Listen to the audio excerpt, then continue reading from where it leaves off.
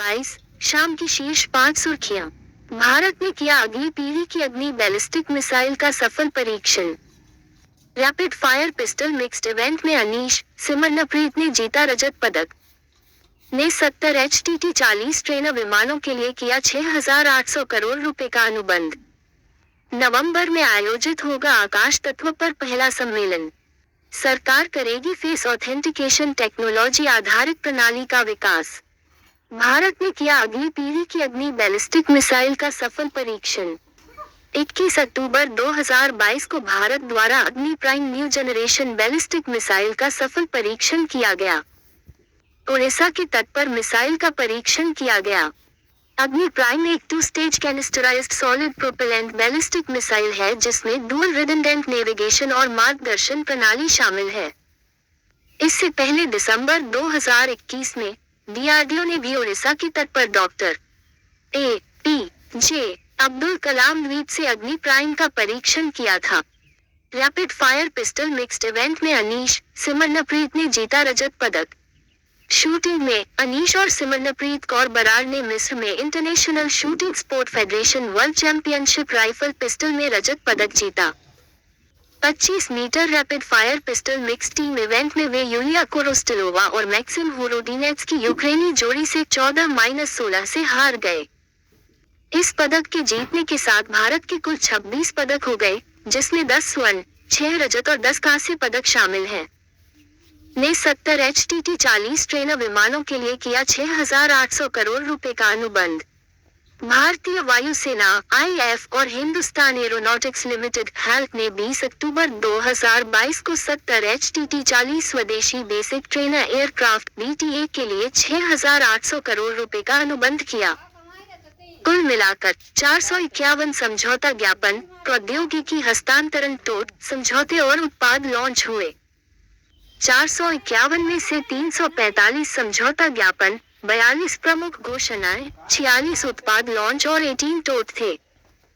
नवंबर में आयोजित होगा आकाश तत्व पर पहला सम्मेलन। आकाश तत्व आकाश फॉर लाइफ पर पहला सम्मेलन 5 नवंबर से 7 नवंबर 2022 तक देहरादून में आयोजित किया जाएगा। देहरादून कॉन्क्लेव के दौरान 35 प्रख्यात वक्ता आकाश तत्व के विभिन्न आयामों पर अपने विचार साझा करेंगे। इसरो और सभी प्रमुख वैज्ञानिक मंत्रालय और विभाग इस राष्ट्रीय सम्मेलन के आयोजन के लिए विज्ञान भारती के साथ हाथ मिला रहे हैं। सरकार करेगी फेस ऑथेंटिकेशन टेक्नोलॉजी आधारित प्रणाली का विकास। सरकार फेस ऑथेंटिकेशन टेक्नोलॉजी पर आधारित प्रणाली विकसित कर रही है। यह पेंशनभोगियों और पारिवारिक पेंशनभोगियों द्वारा किसी भी एंड्रॉयड आधारित स्मार्टफोन से डिजिटल जीवन प्रमाण पत्र जमा करने में मदद करेगा। इलेक्ट्रॉनिकी और सूचना प्रौद्योगिकी मंत्रालय, पेंशन विभाग और पेंशनभोगियों के पोर्टल और भारतीय विशिष्ट पहचान प्राधिकरण के साथ मिलकर इस तकनीक को विकसित कर रहे हैं। दीपोत्सव समारोह के लिए अयोध्या जाएंगे प्रधानमंत्री मोदी।